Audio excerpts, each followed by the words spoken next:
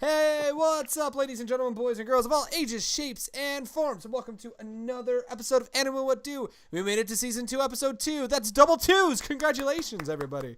Hey, it's like my birthday. Hey, double twos. Yeah, you're right. Yeah, you're right, hon. So today, as always, I'm joined here by Mira. Say hello. There you go, man. I think this is the first Animu Wut Do episode where your first words weren't bomb. Shit, I ruined it. No, I fucking did it. I've succeeded. Everything is all good to go. So, we are. Well, damn it! Now we gotta restart. All right. Well, how's it going? No, I'm kidding.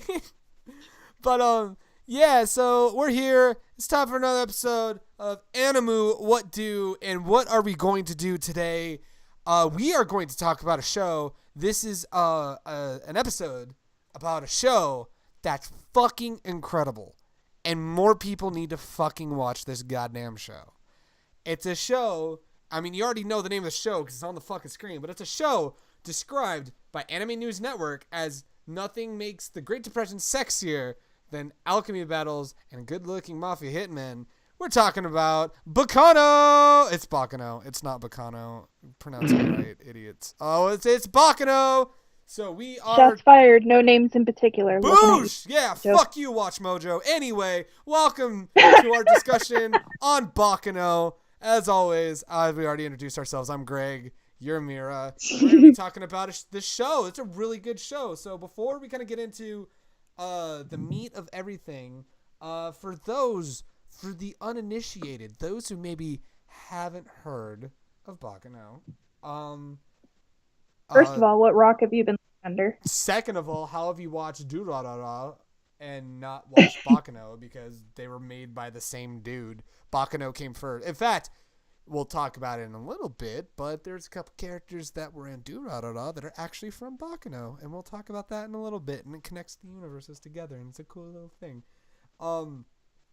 Yeah, so I guess before we get into the actual description of the show, I just find it funny that we talked about on one of the episodes, I forgot what episode of Animu Wut Do last season, about shows that we still need to, shows that we missed, and Baccano was one of the ones that I said I needed to watch, and between season 1 and season 2, I watched it, you rewatched it, and now we are here today. We're going to be talking about the show. The structure of this today is going to be, and I'm sure I'm all over the place, I'm so sorry, I'm running on lack of sleep, I've been busy at work, just got back from NinjaCon, all that kind of crazy shit, so it's I've been all over the fucking place, but and it's late at night when we're recording it this time instead of in the afternoon. Oh yeah, exactly. It's usually in the afternoon on a Sunday we record this, but my parents are gone on vacation, so I'm like, yeah, I can record this at 8:30 for me, but I still need to work out after this, and I should have worked out by now.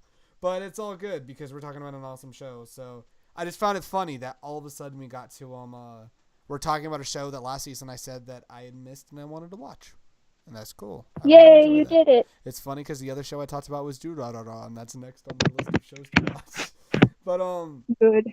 So yeah, I hear it's good. I was told it was really good. So for those who are uninitiated, for those who are not familiar with Baccano, I know that we talked about in the last episode of Animu Wut Do that all of these episodes in this season we're just gonna talk and assume the fact that you guys are familiar with the show. We're already going back on our word today. We're already. No, but hear me out. So the main idea for today's episode is the fact that we want to convince people to watch this show. So what we're going to do is we're going to give a brief description of the show, which will be given by Mira because she's got a good way to explain the show. And from there, we're going to be talking about our 5 favorite things about Baccano and the reasons why you should watch Baccano because of these 5 favorite things. And then at the end, we're going to kind of talk about our favorite characters and give you one last good closing argument as to why you guys should watch the show. And then you guys can tell us all just how you guys have missed out on such an amazing show and all that fun stuff. We're already 5 minutes in and we haven't even talked about Baccano, so let's go ahead and change that. So, hon... So you want to go ahead and summarize or give a nice little synopsis of Baccano, and what better way to do that than read the back of the goddamn DVD cover? So without further ado, we got Mira to give us the general synopsis of Baccano as read from the back of the DVD cover. Mira, you have the floor. Don't let nobody tell you there's no future in a life of crime, because some rackets can last forever. But we'll get around to all that more immortality jazz later. A mafia turf war is raging on the mean streets of the Big Apple, a place where regular Joes become... I fucked up, thank you. Hey. Place where regular Joes bounce between backdoor booze joints and the breadline. But this caper ain't about a simple gangland brawl. It's about hoods who can't seem to die proper after catching a bullet or five between the eyes. I read that as fire. Oops. Fire! Sadistic hitmen and the dames they love, mad bombers going boom, monsters going bump, and soul-sucking alchemists bootlegging an elixir of eternal life. Just remember, Baccano ain't about beginnings and endings. It's about the twists and turns, bub. Paths don't cross in this story. They collide. Every Dick and Jane plays the lead, and it's going to be a bumpy ride. A life of crime can last forever. And if you're not convinced by now that you haven't already started episode 1 of Baccano, what is wrong with you? Go watch this fucking show. Like, right now, go watch the show and then come back. Like, from this point, pause the episode, go watch the whole 16 episodes, come back to us, and then we're going to talk about why this show is amazing. I mean, we're going to talk about it anyway, but you can come back to us there. But no, that is, I gotta say, this is one of the few animes, because, you know, sometimes there's just a show where it's like, you just got to let it speak for itself. This is one of those fucking shows. You either got to show them episode 1, or you just let them read the back of the DVD cover, and you go, oh, yeah, okay, no, that makes total sense. Or you just tell them the way we told Greg about it. It's Pulp Fiction in anime. It's the Pulp Fiction of anime. That is actually how it was described to me. Baccano was described to me as the Pulp Fiction, like the 1930s Pulp Fiction of anime. And I'm like, sign me the fuck up. I need to watch this. And lo and behold, it's very Quentin Tarantino-esque in its storytelling, and I fucking love it. And it's one of the many things that I like about the show, and I'll get into that in just a moment. Well, by just a moment, I mean after you go ahead and give us your moments, or however we decide to do it. So, what we're going to do is, because we love the show so much, we can talk about the show, we can give the spoilers, all that kind of crazy stuff. But I decided to do something a little different with this episode, and we're going to be talking about the 5 things that we love the most about Baccano. It could be anything from general comments like the animation to I love the closure that this one character gets at this one point in the series, to I love the way that it connects to Durarara. Like, just all these kinds of things. There's so much that we love about Baccano, so we're going to give you guys our 5 reasons why we love Baccano. I'm going to hand it on over to you, Mira. I'm going to let you go first. And also, real quick, a little caveat so that you don't have to explain. These 5 reasons are in no specific order. These are just our 5 reasons. 5 of many reasons why we love the show and people should check it out. So without further ado, Mira, you have the floor yet again. Well, first thing I've got listed here is the entire episode of Isaac and Mira unintentionally spread happiness to everyone. Oh, such a good episode. That's such a good one. That is such a derpy episode with Isaac and Mira. Like, when they meet Eve and they're convinced that she's unhappy because she's rich. Yeah. So their plan is to take the rich away from her so she can be happy. They broke it. Like, leave it to Isaac and Mira, though, to break into some rich person's house, convinced that they don't need to be happy with riches, and steal the riches. Well, also, Mira is dressed like an Indian, and I think Isaac might be dressed as a cowboy. Yeah, well, they're dressed as a cowboy and an Indian. And to preface this, their idea for robbing places, when they go to rob stores, they pick out items, they pay for it, and then they basically tell the clerk, forget that you saw us here and don't go to the cops. It's so good. Oh, man. And they think that they're robbing people. Oh, man. That's incredible. That's so good.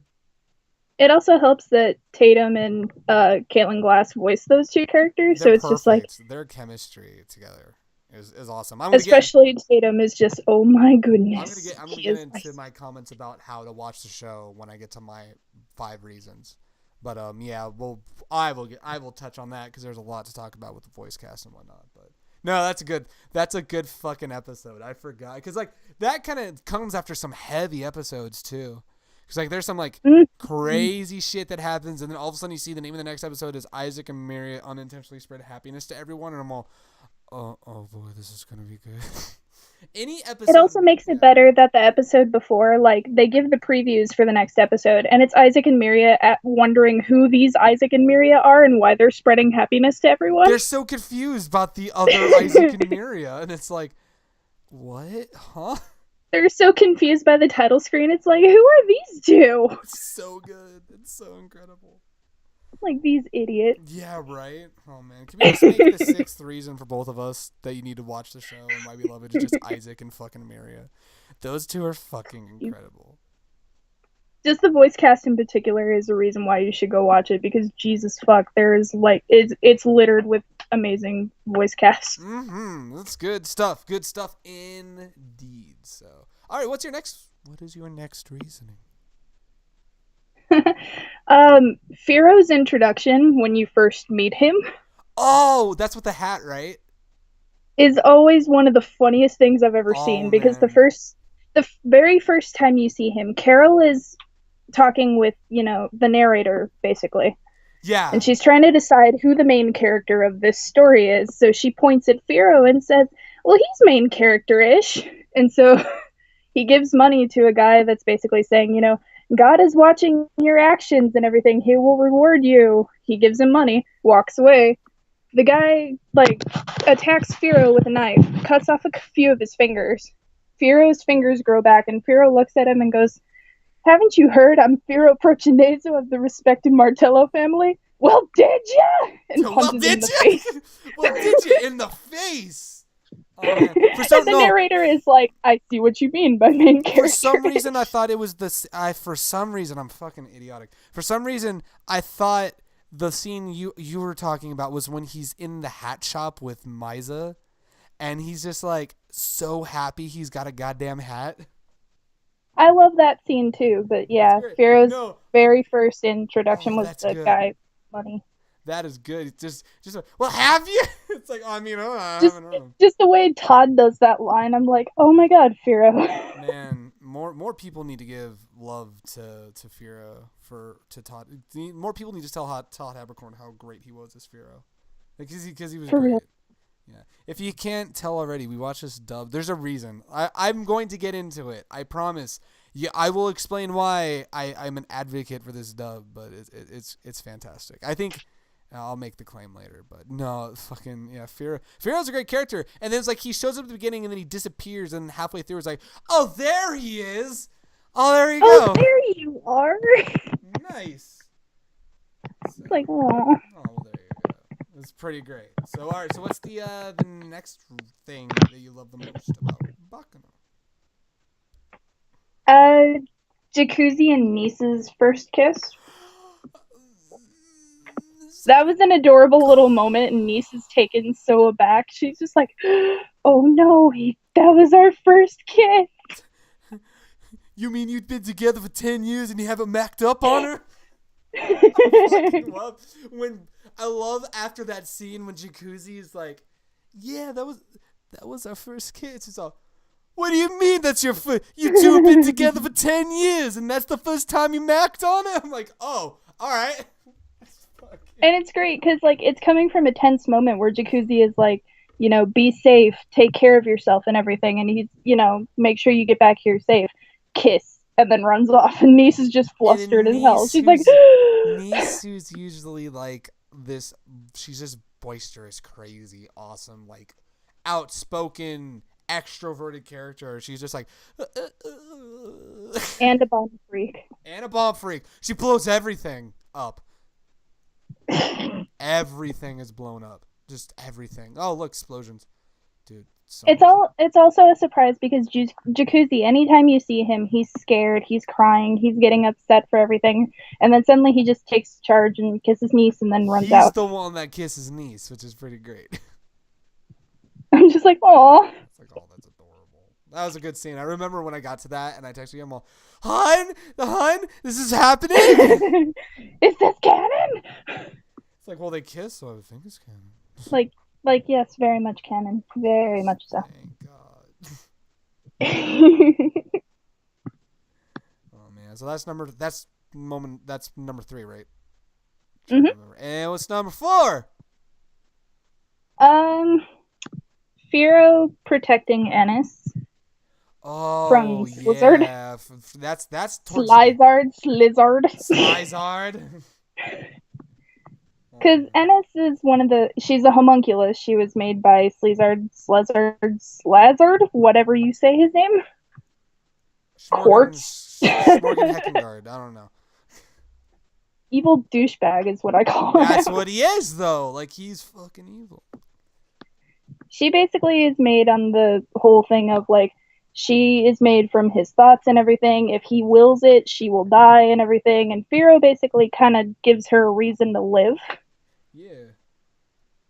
And it was like, well, I mean, why don't you live for your own sake? It's like, well, why don't you do it? It's like, okay, and it works. And so he through with Ennis's help, he devours Slazard, Right? Ah. so That's that funny. Ennis wouldn't die. And he basically made it to where she would be okay. Yeah, and everything was all good. She didn't have to worry And it about was it. all like, ah. And she didn't have to worry about an evil douchebag ever again. And then everyone else in the alleyway was all like, oh, look at it. Young love. Yeah, right? Young love. Fiora's just like, yeah, stab it. Stab it. Stab it. Stab it. You guys are embarrassing me. Right. Oh, man. And then finally, your number 5, your 5th thing that you love the most about Baccano. Okay, this was a thing from one of the last like bonus episodes. Oh, But should we explain that before you get into yours? Should we explain that real quick for maybe ooh, people? yeah, go ahead. Okay, so of course, I'm sure maybe people have already kind of watched the series. If you're not aware, if you don't own the box set and you only watch the actual series, you're missing 3 episodes. It was like, I consider it on the level of like a 3-part OVA in a sense, but it's basically like, so the show ends on episode 13. 14, 15, and 16 are this like 3-part story that timeline wise 13 basically finishes what ends up happening on the Flying Pussyfoot, which is the train that they're on. which is the main And then story. Yeah. 14, 15, 16 are just basically where everyone ended up after the Flying Pussyfoot incident. Yeah, which is pretty cool to kind of see. Yeah. But, so yeah, just to kind of explain, yeah, there's the show itself is 13 episodes, but there's 14, 15, and 16, which actually is a continuation. So just, I forgot needed to establish that. But anyway, go ahead. So your favorite. Basically, Shawnee being kind of accepted by Jacuzzi. Oh, that's Because Shawnee she's the daughter of Huey LaForêt, which is one of the guys that has the secret of the elixir, is what we're gonna call it. The secret, yeah, the secret of the elixir. But she is his daughter, and when she was younger, she was given the knowledge of how to make the elixir, basically, and she decided to give up her own voice so that way she wouldn't spill the secret. That's dedication. Yeah. So after the Flying Pussyfoot, she has kind of really nowhere to go. She's just kind of wandering around and shit. And she ends up floating kind of on a suitcase or something in the river. Jacuzzi's group finds her. And everyone's kind of like, she's an oddball. We can't trust her. We don't know anything about her. She tried to attack us, blah, blah, blah. But Niece and one of the other guys know her because she kind of, like, she was there whenever they escaped from being held hostage. Yeah. And then they come to find out Shawnee didn't even want that shit on the train to happen. I remember that. But they were wanting to throw her out and, cut her loose and everything. And Jacuzzi basically said, she's like us. She has no one else. She has nowhere to go. She's staying with us. She's part of us now. And I'm like, oh. There he is. He's stepping up for himself. This is a little Jacuzzi. I was like, oh, Shawnee. Oh. And Shawnee, well, I mean, we'll get to it in a moment, but Shawnee is one of your favorites. So you're just like, oh, the acceptance. Mm-hmm. Also voiced by Monica Rial. Speaks in a French accent. It's pretty great. 8 out of 8. I would recommend to friends. It's good shit. Good shit. Which to clarify, because we just said she gave up her voice, but yet she's talking. We can only hear her. You hear her thoughts, and in a flashback, you hear her before she gave up her voice. Yeah, she's mute now, so it's like no confusion. As of the flying pussyfoot incident and onward, she had given up her voice. But when she was younger, or when she's thinking about things, there's occasions where you hear her thoughts and voiced by Monica Rial. Mm-hmm. So those are your 5 things you love about Baccano. Now it's time for me, man. You went for like specific moments, and a couple of mine are just small things. The first thing I love about Baccano, I just love the fucking storytelling. It's so different and so good. Like I said, we talked about it earlier that it's basically like if Tarantino directed an anime, which I heard Durarara recently described as a similar way of like it's also like that. Apparently that's just how this how the guy who creates the people who created Baccano and Durarara, apparently that's just how they write. They write like Quentin fucking Tarantino. And like all of the characters are important in some way, shape, or form. It's really hard to place a main character because there's not like one. If I had to choose one, I would say maybe Jacuzzi's gang. Maybe. I think they might have the most screen time because they kind of take it upon themselves to take care of the situation on the flying pussyfoot. But at the same time, everything's so spread out, I can't tell. It's also hard to tell because we go back and forth between different time periods and It's like one episode you're in 1933 and it's like a few days after the flying pussyfoot incident, and then like 10 minutes later it's like 1931, and then you have an episode in the 1700s, which I will admit was the most boring episode to me, but I understand you needed to establish the whole thing about the elixir. But Misa though, like Misa made that whole episode. He was pretty good. But no, I just love the weird conventional storytelling because like you are going to be confused. You're going to be confused. Like, what the fuck is going? But as it kind of progresses, you're like, oh, so they're connected because of this, and this happened because of that, and that's how it happened.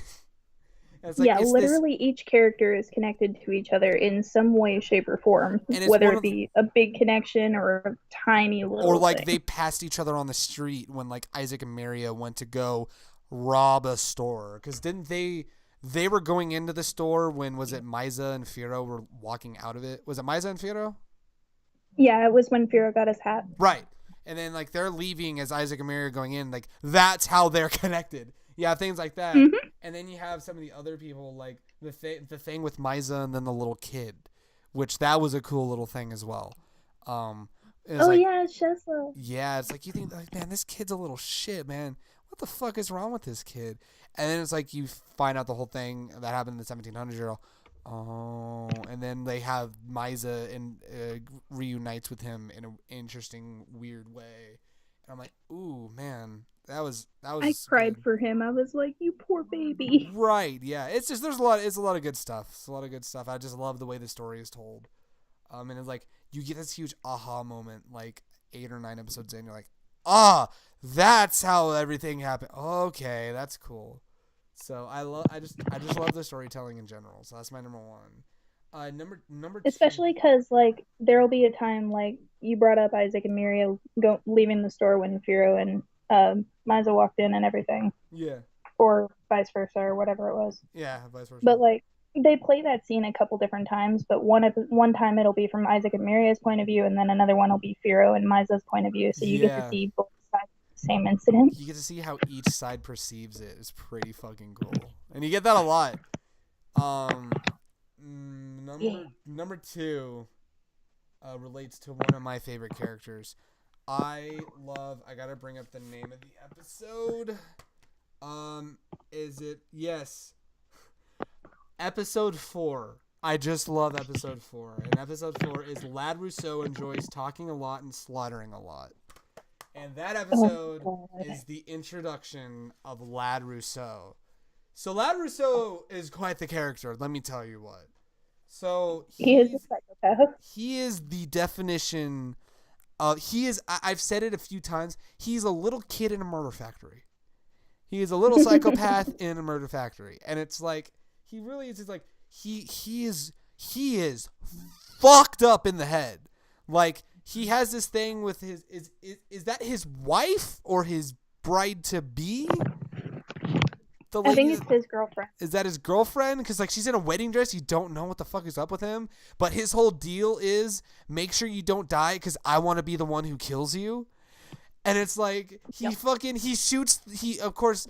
Spoiler alert. I know we're already talking spoilers. Spoiler alert. The kid is immortal. Like a lot of fucking people in the show are all fucking immortal.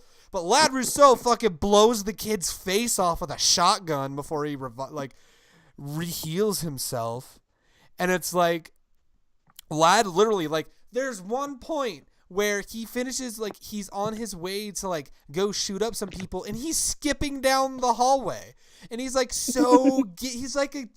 he's like a fat kid in a chocolate factory, like looking around at all the chocolate and all the food he can have. But it's like that's Lad Rousseau with murder. He is as giddy as a kid, but he's a fucking psychopath. But he's just such a good character. And it's like, again, tying to like those Quentin Tarantino quirks and whatnot. If Quentin Tarantino would write a fucking psychopath character, he would write him to be as giddy as a schoolboy on his way to church. He fucking would. Like, it's so cool. And it's like, I remember seeing him and I'm like, I would not want to meet him in a dark alley, but he is just, you go murder them. Like, I literally at one point called myself like, go murder them, lad. Like, I really said that at one point.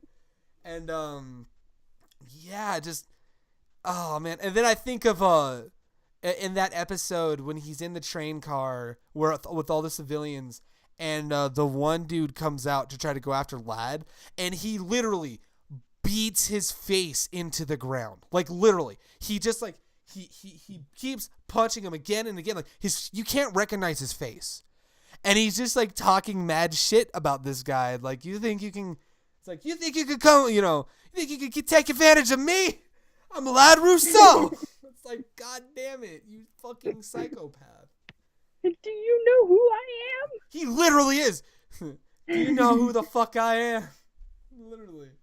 He's just incredible. But that whole episode is just so good. And he's just, oh man, he's just quite the character, to say the least. My third favorite moment, or my third favorite thing, I think it's thing moment. The third thing that I love about Baccano is another kind of general thing. I just love shit. How do I want to say this? I love how just the character dynamics are just I don't know. They seem real. You know what I mean? It's like it doesn't feel like I was watching a piece of fiction. Like I could easily believe that these characters had the relationships they had. Like for example, going back to Lad Rousseau, and you get to see a little more of it beforehand, but the whole deal with his uncle, and like how his uncle's kind of a piece of shit, but like Lad Rousseau's kind of feels entitled to be even more of a piece of shit. So, like, he fucking blows his uncle away. Yeah. Because after his uncle was like, no, you don't want to do that. And he's all fucking bullshit. It was like, I don't know. I could totally see that happening. And then, like, the dynamic of, like, the friendship with, like, Firo and Misa was, like, I don't know. Everything just felt, all the character relationships felt natural. It was all quirky, but it felt realistic because it wasn't perfect. Like, even the quote-unquote perfect characters, like, they had their fucked up side. And it's like every character was three-dimensional, and their relationships just were realistic, and I loved it. And it's like, even like the smaller bit characters like Rachel, the girl in the fatigues, and even like Elian, who worked with the newspaper and everything, they all seem real. Yeah, they do. And it's like, I don't know. It's something that stuck with me. It's just like, and it's also one of those things that there's a character for everyone. You're gonna find every quirk is in here. Every quirk, so you're gonna find the one character that you're gonna love. But like at the same time, I don't know, just every character just felt real and natural in its own quirky way because like people are fucking weird, man. Like we're fucking weird beings. But like that's what makes us cool and interesting. But yeah, I really like that. Something really stuck out. It's like I said, another general thing. So now to my last two, and I know that they're not supposed to be like in specific order, but I did save these two. Number 4, the reveal of the rail tracer. Yes. Holy shit. So a little bit of background, and yeah, spoilers again for this because I'm going to talk about the fucking rail tracer. So there's a story that's told towards the very beginning of the show. It's told by Isaac and Mira, right? They're telling this urban legend. Was it Isaac and Mira that? No, didn't they elaborate on? Yeah, they're telling it to Jacuzzi. Yeah. So Isaac and Mira are telling this story about this haunted. Is it a haunted train or this haunted being or being that haunts this train called the Rail Tracer? Yeah, I think it's a being that haunts the train. A being yeah, that's if I remember correctly. It's a being that haunts the train. And they call this being the Rail Tracer. And they tell this like tall tale, and it's like, whoa, that's fucking crazy. Okay. And then you kind of start seeing glimpses of this mysterious character, and they seem very supernatural in a sense. So when I was first watching it, I'm like, so he's going to legit be like some sort of entity, right? And then you get to the episode. I don't remember the episode, but then you get to the episode where they reveal who the Rail Tracer is. And it's one of the most insane fucking reveals I've seen in an anime in a long time.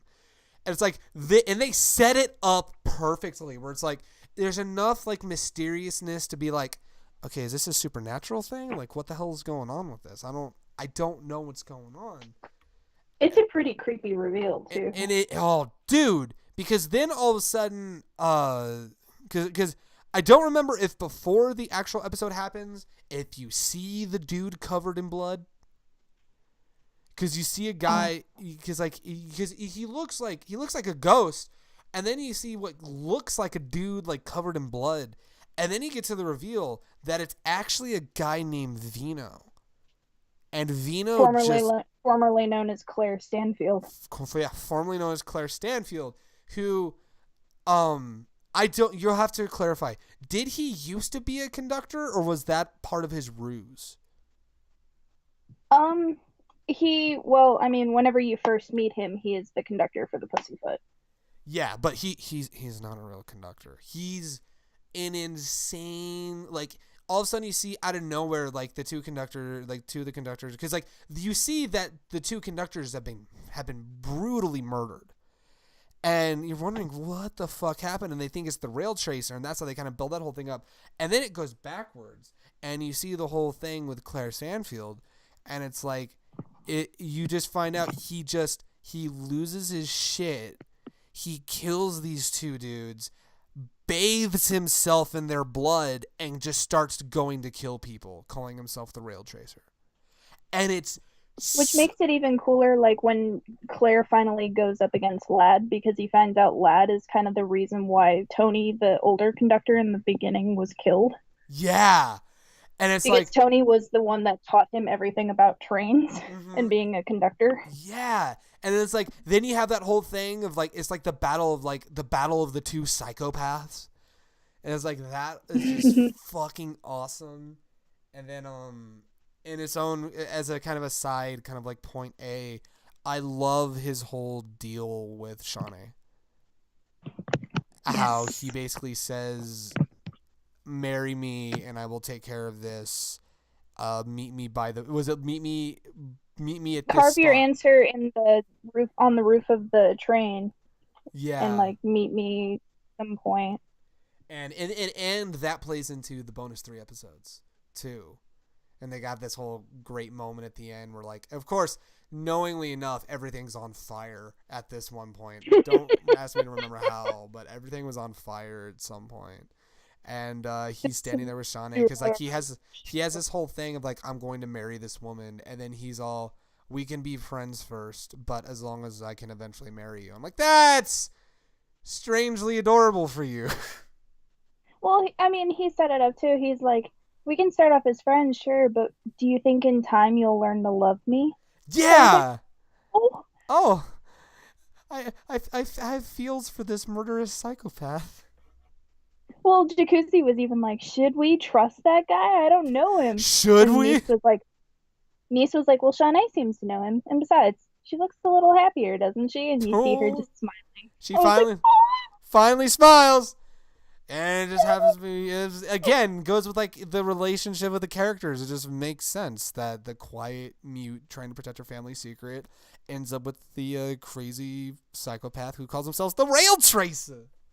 No, the whole. well, I mean, it also helps that he said if he were to marry her and everything, he would be obligated to protect the secret too. Yeah, which is, that's like her biggest thing too. It's like, again, everything just makes sense. Everything's all natural. It's so cute. I'm like, oh. In its own weird murderous way. It's so cute. And then finally, the last one, it's a small thing. And to recap, the fourth one was just the whole reveal of the Rail Tracer and like his story afterwards was just great. But the fifth thing for me, and it's hard to choose which specific moment with Jacuzzi's plot, because he's like just Jacuzzi in particular. just Jacuzzi in particular, because he's incredible. No, it's a small moment. It's a very small moment, but I think it really kind of defines Jacuzzi as a character. And it's the flashback to when Nice was first recovering from her accident, when she got horribly burned and everything, and her whole side of her face was all burnt and everything, and she's all like embarrassed by it. And Jacuzzi shows up, and they're younger at this point. And Jacuzzi shows up, and he's got this face tattoo. And I'd always wondered what the fuck was up with him having a face tattoo. I'm like, why does he have a face? What's up with this thing? And why does he have a sword tattooed on his face? Why? But then you find out, and it's like he gets this face tattoo, and he goes up to Nice, and he's all. He kind of explains it. Of course, I'm paraphrasing here, but the way that he explains it is that he got the tattoo so that Nice wouldn't be the only one with something on her face, and she wouldn't feel alone. Yeah, basically, he was like, if anyone stares at you, I'll, put my head up high and let them stare at me too. Yeah, and it's like that. Just number one, that's fucking adorable. That's fucking incredibly adorable. But number two, and more importantly, I think that scene in and of itself defines Jacuzzi as a character and why I love him so much. He's very scared and anxious when it comes to the people that he loves and he holds close. He's just like, no, I will fucking stand for these guys, which I relate to. And that's what Nice tells Shawnee at one point, because Shawnee is kidnapped and everything because the person that kidnapped her thought that was Eve Genoward. Oh, yeah. And so he sent a hostage note saying, come alone and bring all the money that you can, or else she's going to die. What does Jacuzzi do? He's still injured as hell, barely gets up from bed, but here he is getting up, getting dressed, and saying, I got to go after her. Yeah. Again. And even Nice told Shawnee at one point, it's like, well, that's just Jacuzzi. He'll sacrifice anything if it means helping his friends. Yeah. And it's just, I don't know. That one little moment was just, it's my favorite Jacuzzi moment, because it's like, it just shows how selfless and great he is. He's just a great little character. He's adorable. So. He's just a precious little muffin, and he needs to be protected. While he could probably beat the shit out of you if you push him hard enough, but you don't want to do that. Well, I mean, you definitely don't want to, because Nice will kill you. No, God, yeah, I love Nice now, but I don't want to cross her in a dark alley. But I would much rather cross her in a dark alley than Lad Rousseau. Yeah. But yeah, so those are my five favorite things. My five favorite things from Baccano. We forgot something though. What did we forget? Can we talk about the soundtrack of this show? Hey, dude, we forgot two things. We got to talk about the dubcast too, like why people need to watch it dubbed. Yeah, let's talk about the soundtrack first. Oh man, oh boy, that's so much jazz. Oh boy, that's some good music, man. Fucking listen to that good fucking music. It's good shit. Good shit, man. Good shit. It's good shit right there. It's good music. Good music. No. And it fits perfectly with the time period that we're in, because it's all like the mafia, the gangsters. Oh yeah, dude, it's pretty cool. And yeah, the music is incredible. And then on top of that, I'm gonna challenge some people here. I think everyone should watch it dubbed, and I'm gonna tell you why. I'm willing to tell you why, because in the dub of the show, it literally is like a 1930s mobster film. And it's so fucking good. You can just hear everyone had such a fucking blast working on it. And you can just hear it in the performance. And it's absolutely one of my favorite dubs of all time. It's so good. It's so well done. Everyone just sounds natural. And it's just... God, who all is in it? You got Joel McDonald's in it. Fucking Brina Palencia's in it. Monica Rial's in it. Ian Sinclair's in it. You should watch it for Ian Sinclair. His character... Dallas is an idiot, though. Fucking hell. Dallas, Jesus Dallas Christ. is a fucking idiot. I'm not even going to spoil the thing with Dallas. He's just a fucking moron. J. Michael Tatum and Caitlin Glasser in it as Isaac and Mira. Yeah, Todd Habercorn's in it. And then we have the Gandor family. Oh, yeah. Dude, yeah, the whole Gandor family's pretty good. Because of fucking Jason Liebrix. Oh, yeah. He was Luck. Yes, and I remember when you first saw Luck, you were like, who is this guy? I love him. Who is this man with the suave voice, drinking the whiskey and playing cards? I aspire to be this man. I mean, listen, I'm a guy that, you know, I know how to play poker. I know how to play cards. I drink whiskey. I drink a lot of whiskey. And I love the period from the 1920s to the late 40s. I love that whole period. So it's like, yeah, I'm going to be that guy. He's everything I aspire to be and so much more. And also going back to like how natural everyone sounded. I think I read this to you at one point in time, but if you go on the wiki, if you look for this and everything, I think it was the casting director told everybody to kind of study the dialect, the accents of that time period to make it more authentic. The director gave them a series of mobster films to watch that were made in like the 40s and 50s. To absolutely study the dialect and everything so that they can have all of the 1930s slang, all of the Great Depression slang and everything. And oh man, it's really good. It's really incredible. And yeah, the dub cast is just a perfect fit for this kind of show. I know a lot of people will fight me on it, but I will fight you back. I just feel like people need to watch it dubbed for that reason. It's good shit, man. It's really good. So I would absolutely say that's really good. The music is really good. The story is really good.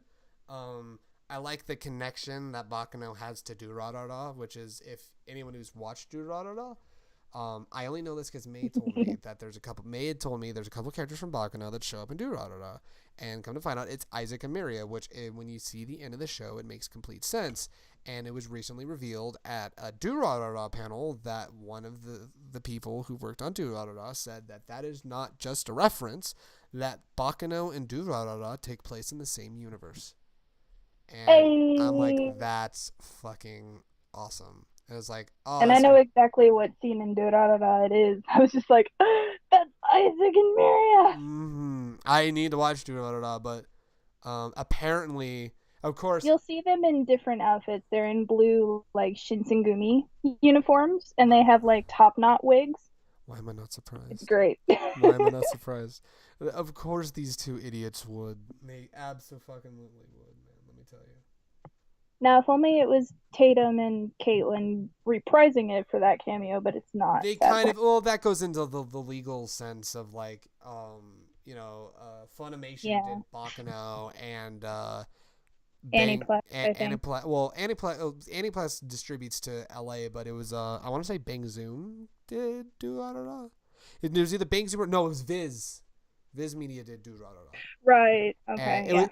I confused the two because Viz and Bang Zoom are both out here in LA, but they got it out here, and they, unfortunately, Tatum and Caitlin at the time couldn't reprise their roles. But they do get, I think, is it Tara Platt and Sam Riegel to be Isaac and Mira, and it's pretty fucking cool. I'm like, I still approve, because I love me some Sam Riegel and Tara Platt. They're both great people. But yeah, I like that connection too. Again, I love the story. And all the little nuances and stuff like that.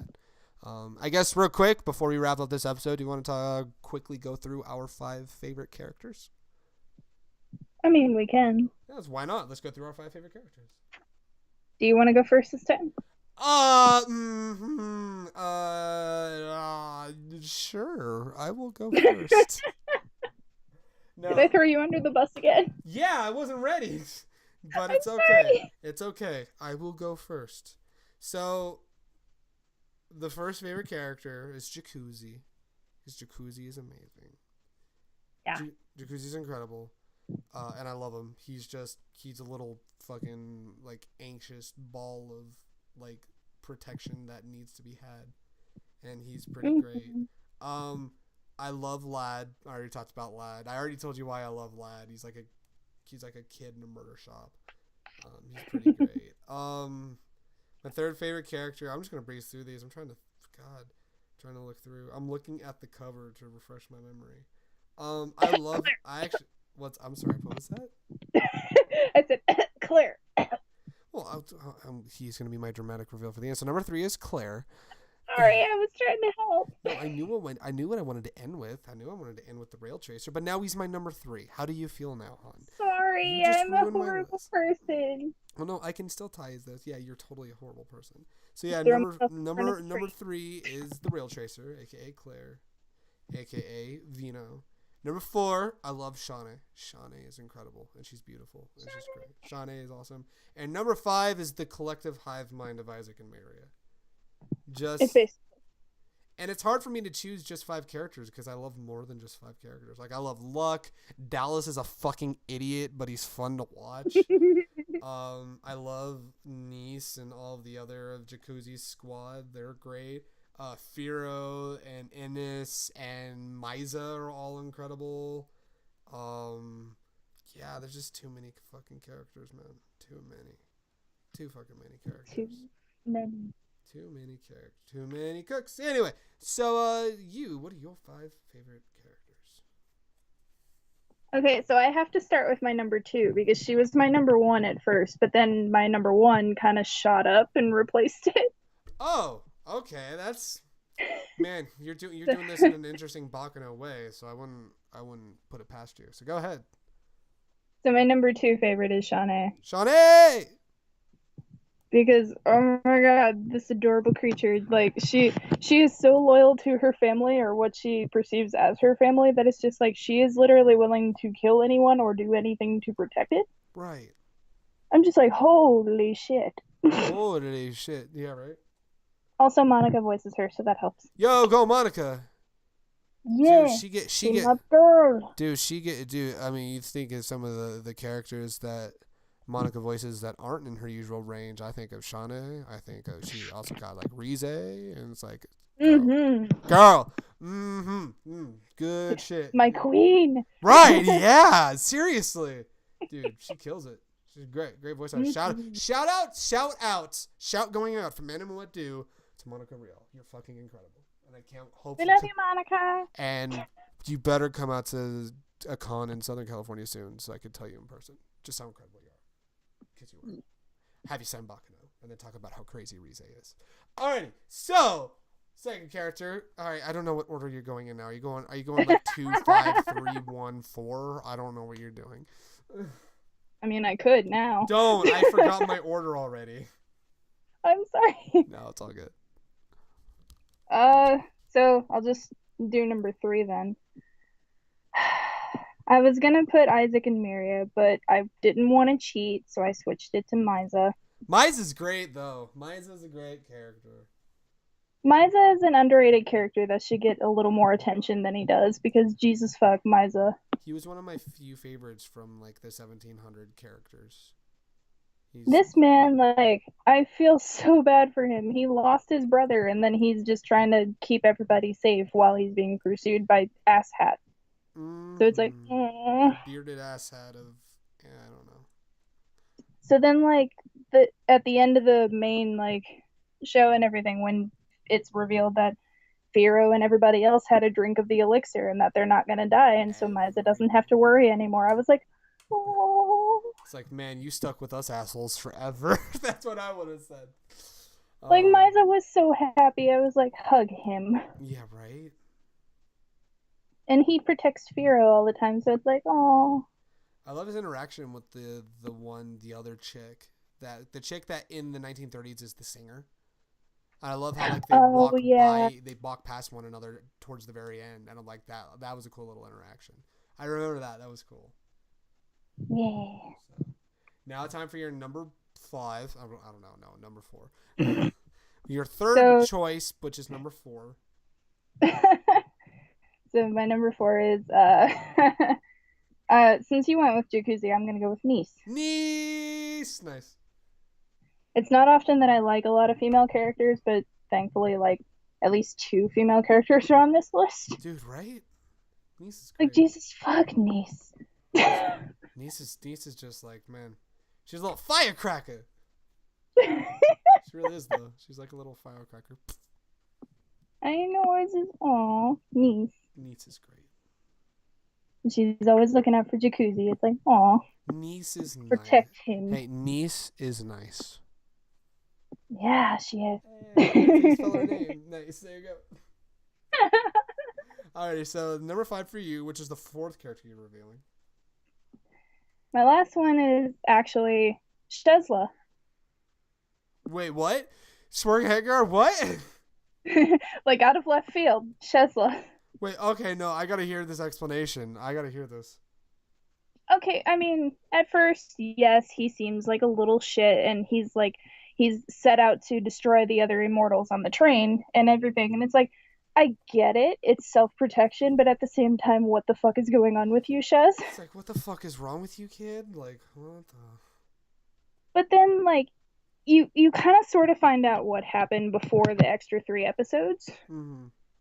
And you start feeling really bad for him. But then whenever Isaac and Mira save him from the being, run off on the train and everything, and they give him that whole thing of, well, the rail tracer must have spared him because he's really a good kid. You're a good boy, Shez. And he just bursts down crying. I'm like, no, Can we talk about the scene between him and Claire halfway through the show when he cuts his fingers off? And I'm just like, I was because fun fact, Baccano was my show I was watching when I was working out. So it's my workout show. So I'll be watching and I'm working out and I'm like, oh man, this is good. When that scene came up, I stopped the set I was working on and I just watched and I was just gripping my weights. I'm like, what the fuck? What the fuck, man? This is fucked! Right? Holy shit! But, like, what really cinched it for me was, like, whenever he meets Misa. Misa sees him walking towards him, and he's convinced that Misa's going to devour him. He's sitting there thinking, all he's got to do is put out his right hand and I'll be gone. And Misa just puts his hand on and says, well, you made it. I've missed you. I'm like, what? Oh, like Misa. And then so after that, it's just like he learns to trust people. And so he's, living with Ennis and Firo and just he's a lot happier. Yeah, he is. He's not as defensive, but at the same time, it's just he's learning to trust people again, and it's like, you precious thing. He's slowly but surely breaking down his walls. Mm-hmm. So now for your actual number 1, which is the 5th one you're revealing. Wait. It shouldn't be any surprise by this point. Can I guess? Can I guess who it is? Can I Do you guess? wanna? I'm going to say Lad because that should be the answer. And if it's not Lad, I will accept Claire, but those are the only real answers. It's totally not Firo. It's totally not Firo. It's Todd Habercorn. That's your favorite character. Todd Habercorn is your favorite character. Just Todd Habercorn, the character. He's Todd Habercorn is a character in Baccano. Like, character named Todd Habercorn. No, so it's Firo. Yeah, it's Firo. I knew it! He was already a favorite when I first watched it, but when I went and rewatched it and everything, what really tipped it in the scale, like, to pass Shawnee was this little moment in, like, I think it's the first, like, special episode. Oh, with the dominoes. With the dominoes. Oh, that's such a good scene. He's so that scene of, like, whenever they finally knock over the dominoes and Firo's just following it, watching the dominoes, and he's like, go. He's so invested. He talks mad shit, like, why do you guys want to do that? And then start knocking him down. He's all, oh, come on, you could do this. But like he's watching the dominoes fall and then it gets to the end and he sees all of them fall and he just jumps up and he goes, Yeah, it's so good. He goes, I was like, yes, you precious thing. you Oh my little god. dude. That's awesome. But yeah, Oh, Shawnee was my number one, but that moment made Firo fucking hell. You know surpass what? her. You know what? I accept this, hon. I accept it. Oh, man. Can you believe it's been The 55 little minutes? moment. Right. Can you believe it's been 55 minutes? We've already been talking about Baccano. And I'm sad to say that we gotta wrap it up. I'm sorry to tell you. We're about to reach an hour, and it's something we gotta wrap up. And I'm sorry, because I could just talk about this show all night. It's so good. But I gotta work out. I gotta do like late night workout and stuff. So I'm sorry. But no, you absolutely. Should we pose a question? Oh yeah, pose the question. So if you were to decide who would be a main character in the show, who do you think it would be? Who do you think the main character of the show would be? And I'm gonna pose another question, um, to the people who have seen it that are trying to convince others to see it, because I've had so many unique different pitches for it. How would you pitch this show to somebody who hasn't seen it? And as a follow-up to that question, maybe to somebody who listened to this episode and wanted to go watch the whole series, was this a good enough pitch to go watch the show? Because we talk spoilers, but it's hard to talk spoilers because the story's all over the fucking place. And it's like, it's literally not us trying to, like, us forgetting things. It literally is just us, like, okay, so we're speaking in an order of a timeline, but it's like, we'll talk about, like, man, I love when this happened to that happened, and that one thing happened in episode 3, and that was the second half of it, and episode 10 is when you get the first half of it. It's like, it's The timeline is linear and non-linear at the same time. it's fucking insane. But it makes sense. It's the most simplistically complex story. Because it's complex because it's told out of order, but when you put the pieces all together, it makes complete sense. And it's very linear and you're not lost. So it's a fantastic show, and I absolutely love it, and I cannot wait to see more people cosplay from this show and get into this show. I want to start a movement. I want people to be like, this is a show I missed. How did I ever miss this? It's a great show. Go watch it. It's awesome. And for anyone that's wanting to go watch it, I do believe Funimation still has it. It used to be on Netflix, but then they took it off. It is a Funimation property, so Funimation should have it. Even if Funimation doesn't have it on their streaming website, the box set's like $20 to $25. It's fucking 16 episodes for $25. Go fucking buy it. Go watch it. Go enjoy it. Go indulge. Spend a few money. Buy a box set. It'll change your life, and it'll keep the anime industry afloat. It's worth it. It's worth spending the money to get this show. It's really cool. It's probably even cheaper because it's a part of their anime classics now. Is it? Yeah, that's how I got it. My box set is the anime classics. Oh, okay. Yeah, it's fucking cool. Yeah, it is an anime classic. It's a good fucking show. I'd say everybody go watch it. Oh, duh, mine is too. Yeah. I didn't even know. No, it's all good. It's the sweet little slipcase. They give us this awesome little slipcase, and then there's even more characters. But yeah, go watch the show. It's fucking incredible, and I love it. It's really good. It's really good shit. Man, good shit right there. So thank you guys so much. Thank you guys so much for listening / watching. I would say more like listening because it's just an image of Baccano for like an hour. But yeah, thank you guys so much for listening to another episode of Animu Wut Do. Do let us know in the comments what you guys think. What are some of your favorite moments of Baccano? The answers to the questions that we posed to you guys just a few minutes ago. If you have any other recommendations for anime or topics you want us to talk about, please put those in the comments down below and all that fun stuff.